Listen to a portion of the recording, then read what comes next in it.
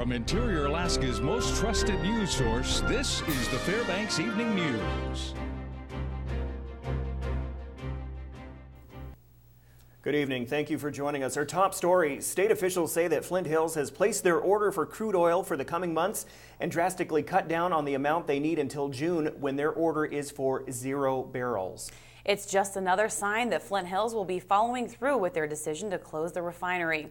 What's still up for discussion is the extent to which they'll have to clean up the sulfurline contamination in soil and groundwater around the refinery. The public comment period for Flint Hills' request for an education hearing on the topic has closed, and the company now has until next week to respond to the comments. An investigation into sexual harassment claims against the university's student newspaper has ended. According to Chancellor Brian Rogers, an external review has exonerated UAF's Sunstar from the accusations regarding 2 published articles. He says the articles fall within the range protected by free speech. One article was satirical and published in a special edition called The Fun Star. The other piece detailed student interactions on a Facebook confession page.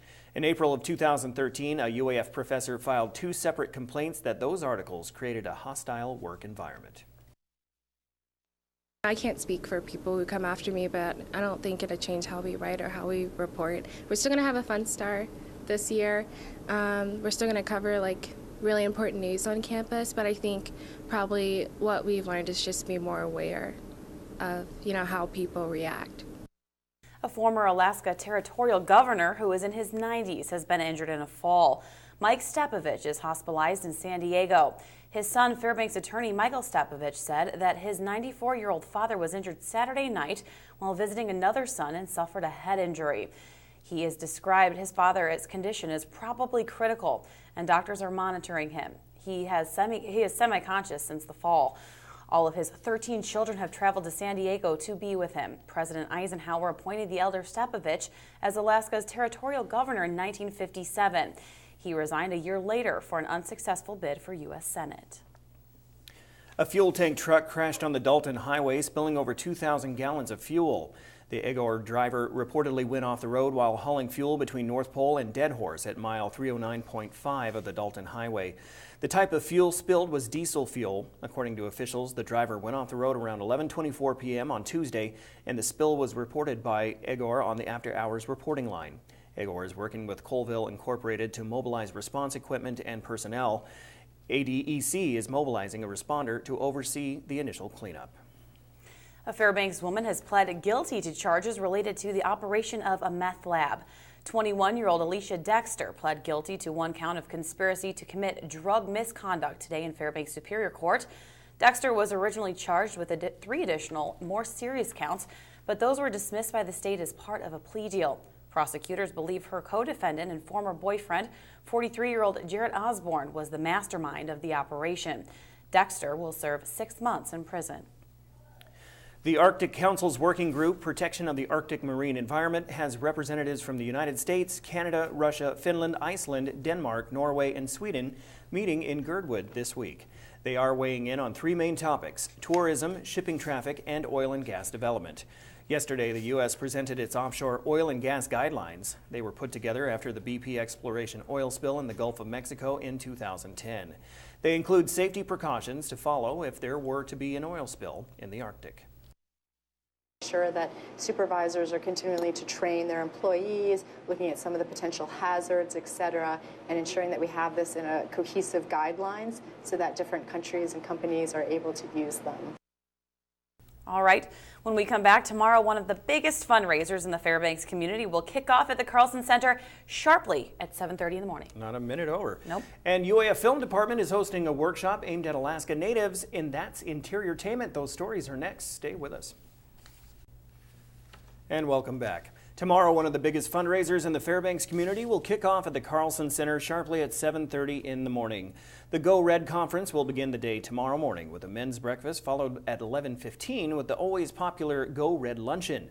The event will feature many speakers, including a former CBS celebrity weatherman and morning show host Mark McEwen. Mr. McEwen is recovering from a massive stroke and is traveling about the country talking about what good health and lower blood pressure can do to avoid a potential health tragedy.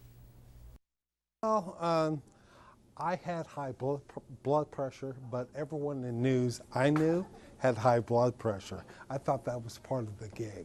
So, and I've lost about 40 pounds. I was heavier. So when you get up at 4 in the morning, you talk about going to the gym, you don't go. So I was a ticking time bomb. The University of Alaska Fairbanks Film Department will be hosting a special workshop aimed at Native Alaskans and encouraging the development of acting skills. We have more now on that, and that's Interiortainment. UAF Theater and Film Department is partnering with the Winter Bear Project, and they're hosting an Alaska Indigenous workshop and casting call on February 22nd. The need arose from the fact that we have so many different film projects that come to Alaska, or stage projects, and a lot of them either come from outside and are looking for Native people to play roles, or they're being generated by Alaskans here and there are roles for Native people in them, and we have a very hard time sometimes filling those roles. Those hosting the workshop say this is a way to encourage new actors. We teach here at the university acting classes every semester, and yet our pool of Native actors is very small, and so it's a way to kind of open up the door a little bit more and start a conversation. Much of the teachings will be based off of a Brazilian director, Augusto Boal.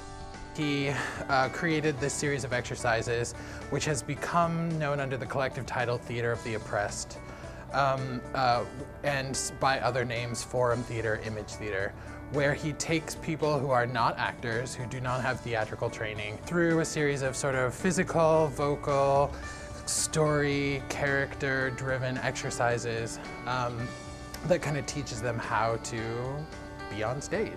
I decided to try some of these techniques. Almost always, one of the first things Boal made his groups do was what he called the cross and the circle. Okay. So, and what it's meant to do is get you to think about how complex movement is, right? And move in a different way that's different than what you normally do. Okay. It's almost impossible that he only ran into like 5 people in all of his years of doing it. Here we go. But it makes you think. Okay, so this is a circle. This is an X. And I have to do the same time. You can't do it! Space is still available for the workshop. If you're interested, you can contact the UAF Theater and Film Department. I'm Stephanie Woodard, and that's Interiortainment, brought to you by the Finish Line Restaurant and Lounge. Tonight we go back into the kitchen with Lisa Gambardella as she makes some delicious pizza. Buonasera, welcome to Fairbanks Flavor. I'm Lisa Gambardella, and this is my kitchen downtown at Gambardella's Pasta Bella. Today we're making a delicious clam pizza. We're going to start with some oil in a hot pan and some fresh garlic, and let that toast. This is an aphrodisiac pizza. Be careful, you might fall in love. Get those in there. They toast a little, put some canned clams in there. Woo! Some white wine. We're off to a great start. Some fresh lemon juice.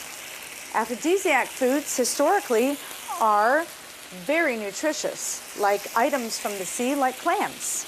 Put some fresh parsley in there. Also, some hot red peppers, which increases circulation. Another aphrodisiac item is something spicy. A little bit of clam juice. Because we're going to use this on a pizza, I want to thicken it with a little bit of cornstarch.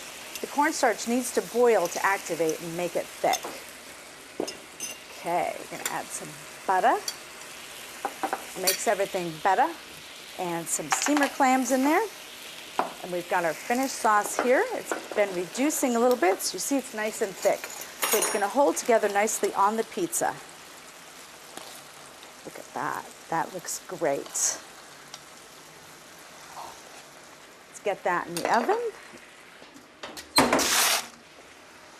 Fall in love over a clam pizza at Gambardella's Pasta Bella. See our recipes at webcenter11.com. Buonasera. Brought to you by Gambardella's Pasta Bella. And Lisa delivered us that delicious pizza, guys, so let's take a bite. Go ahead. Oh, Come on. On the clock? Yeah, eating on the clock. That's good. I'm allergic to shellfish. They don't know that. That's why I'm staying away. Well, I'll eat it all then, because this is good. That's pretty good. Yeah. All right, so. Oh, hockey? Yeah. Okay. And today we're talking Ice Dogs hockey as I stuff my face. They get ready for a weekend home series. We'll talk about that and their matchup. And the UAF women's basketball team, they travel to UAA this weekend. All that and more next, plus pizza. It's really good.